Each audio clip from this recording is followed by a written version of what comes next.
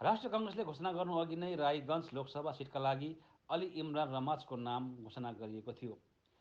अखिल भारतीय काङ्ग्रेस कमिटीले उत्तर दिनाजपुरका लागि उम्मेद्वारको नाम घोषणा गरेको छैन। तर त्यसअघि उत्तर दिनाजपुर जिल्ला अध्यक्ष मोहित सेनगुप्ताले रायगञ्ज लोकसभा सिटका लागि गठबन्धनको उम्मेद्वारको रूपमा अली इमरान रमाज उर्फ भिक्टरको नाम घोषणा गरेको छ।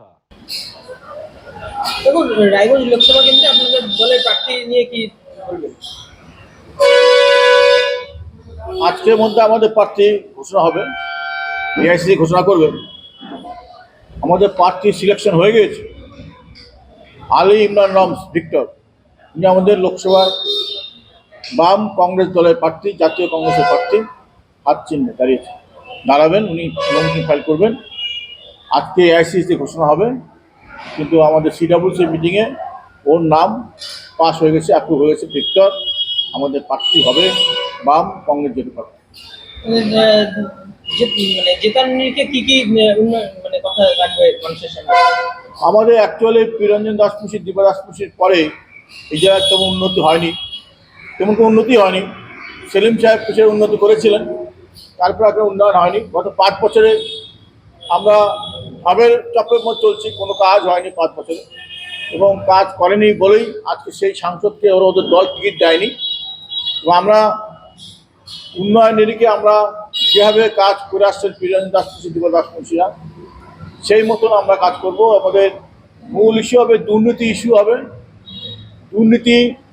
আজকে মমতা ব্যানার্জির সরকারের দুর্নীতি, চাকরি দুর্নীতি, রেশনের দুর্নীতি, কয়লা খাদানের দুর্নীতি, স্বাস্থ্য দপ্তর দুর্নীতি, সমস্ত দুর্নীতি আছে পশ্চিমবঙ্গের সরকার ভারতবর্ষের ইতিহাসে রেকর্ড। এবং যেই সরকারের গোটা শিক্ষা দপ্তরটা এখন জেলা আছে, এটা ভাবা যায় না, ভারতবর্ষের রেকর্ড।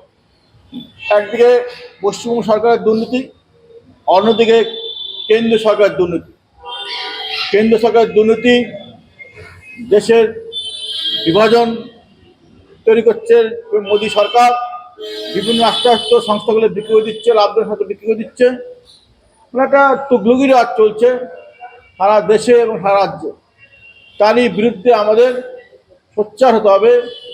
এবং রিসেন্টলি বহুত বাড়ি ভেঙে কতগুলো লোকের প্রাণ গেল আজকে আপনি জানেন কলকাতায়। সেটা একটা দুর্বিষয় ব্যাপার। এখনো পর্যন্ত মেয়র পদত্যাগ করেনি, যেটা কিনা যে আজকে যিনি সরকারে আছেন তিনি যে বিরোধী থাকতেন, উনি বলতেন পদত্যাগ করে, বলতেন আন্দোলন করতেন, কিন্তু আজকে ওনার দলের পৌরমন্ত্রী হাকিম সাহেব এখনো পদত্যাগ করেনি। গার্ডের নিচে ভয়ঙ্কর একটা দুর্ঘটনা ঘটল, বেআইনি বহুতল বাড়ি ভেঙে 9 জন, বলছে আরও বেশি লোক মারা গিয়েছে, রাত্রে অন্ধকারে মারা গেছে। তার বিরুদ্ধে কোনো রাজ্য সরকার স্টেপ নেয়নি। এই যে দুর্নীতি স্বজন পোষণ রাজ্যে চলছে, কেন্দ্রে চলছে, তার বিরুদ্ধে আমাদের মানুষকে বোঝাতে হবে। মানুষ যেন ভুল না করে এবার এদেরকে ভোট না দেয় তৃণমূল এবং বিজেপিকে। কেন কংগ্রেস ভারতবর্ষে ক্ষমতা আসছে, রাহুলগঞ্জে প্রধানমন্ত্রী হচ্ছে, সেক্ষেত্রে এই দুটি দলকে ভোট দিয়ে ভোটটা নষ্ট করে লাভ নাই। আমরা দেখেছি যে গতবার লোকসভায় যিনি জিতেছিলেন, জেতার পরে কাজ হয়নি, মানুষ হতাশায় ভোট করছেন।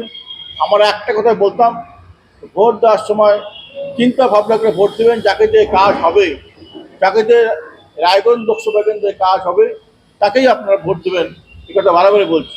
তাই আমাদের যোগ্য প্রার্থী আলী ইমরান রমস ভিক্টর, তরুণ বয়সের তরুণ, এবং আমরা মনে করি আলী ইমরান রমস ভিক্টর কংগ্রেসের হাত চিহ্নে বাম কংগ্রেস প্রার্থী এবার জয়ী হবে 100%।